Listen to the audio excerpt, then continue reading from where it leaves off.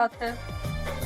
केहू के दिल टूटल होई तबे डोली उठल होई। ओहो, सो है एवरीवन, कैसे हो आप सब? आई होप आप लोग अच्छे होंगे, मजे में होंगे, मस्ती में होंगे। तो आज मैं फिर से एक न्यू रिएक्शन वीडियो के साथ आई हूँ गाइज। आज मैं जिस सॉन्ग पे रिएक्शन करने वाली हूँ, आपको पता है कि मैं खेसारी भैया के सॉन्ग पे ही रिएक्शन करूंगी। सॉन्ग का टाइटल है दिल टूटल हुई। ये मेरी किसी फ्रेंड ने मुझे रिक्वेस्ट किया था कि आप बनाओ इस पे, तो मैं उनके रिक्वेस्ट के हिसाब से ये रिएक्शन वीडियो लेके आई हूँ गाइज। अगर जो आपका भी कोई डिमांड है, आप भी किसी सॉन्ग पे मुझे बताना चाहते हो कि आप इस पे करो, तो प्लीज़ मुझे कमेंट कीजिएगा।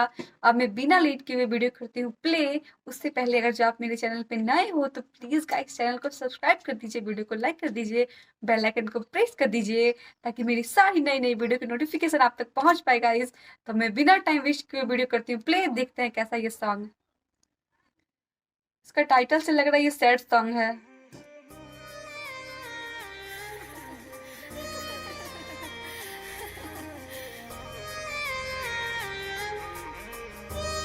म्यूजिक बहुत अच्छा है।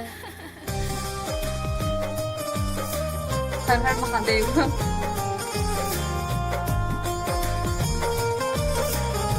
कौन है? ओहो, हमारे खेसारी भैया है, इनका अलग ही लुक रहता है हर सॉन्ग में।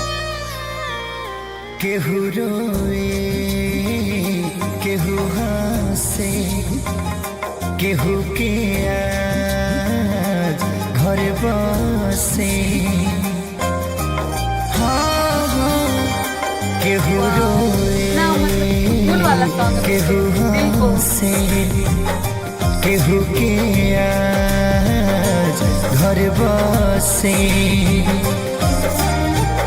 केहू के नसीब तो फूटल हुई केहू के नसीब तो फूटल हुई। केहू के दिल टूटल हुई तबे डोली उठल हुई। केहू के दिल टूटल हुई तबे डोली उठल हुई।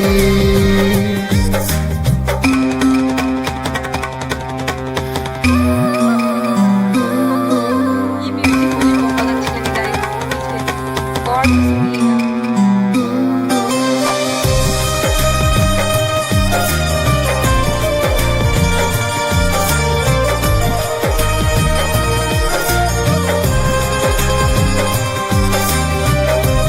इनका सैड सॉन्ग भी बहुत ही मतलब कमाल की रहती है, इसमें बहुत ही लाजवाब है।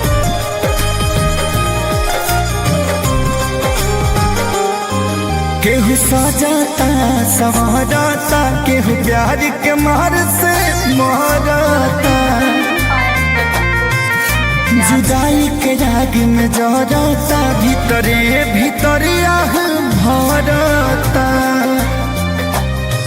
केहू सजाता संवारता केहू प्यार के मार से मारता। जुदाई के आग में जरता भीतरे भीतरे आह भरता। दुनिया दीवाना के लूटल हुई दुनिया दीवाना के लूटल हुई। केहू के दिल टूटल हुई तबे डोली उठल हुई। केहू के दिल टूटल हुई तबे डोली उठल हुई।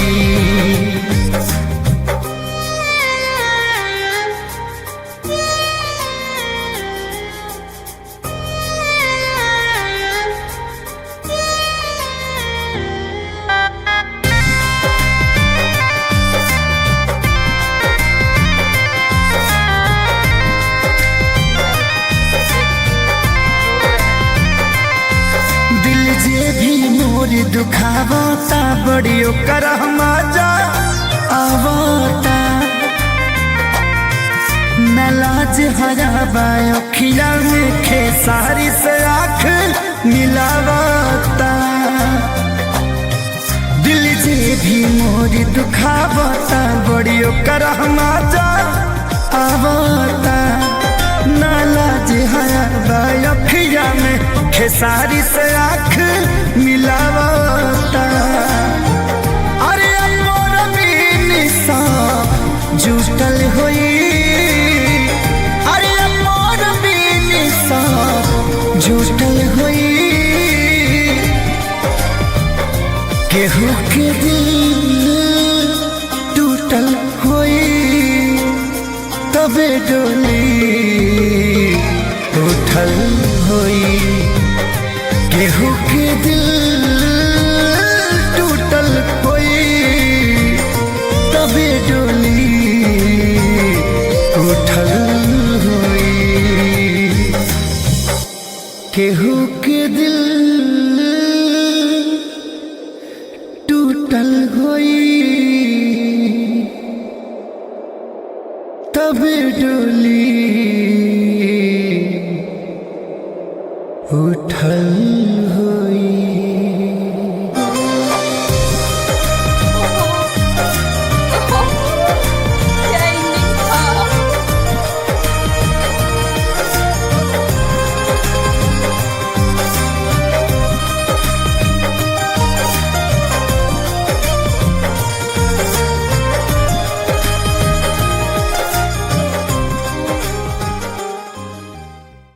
तो गाइज ये सॉन्ग मुझे बहुत अच्छी लगी, इसकी स्टोरी बहुत अच्छी थी।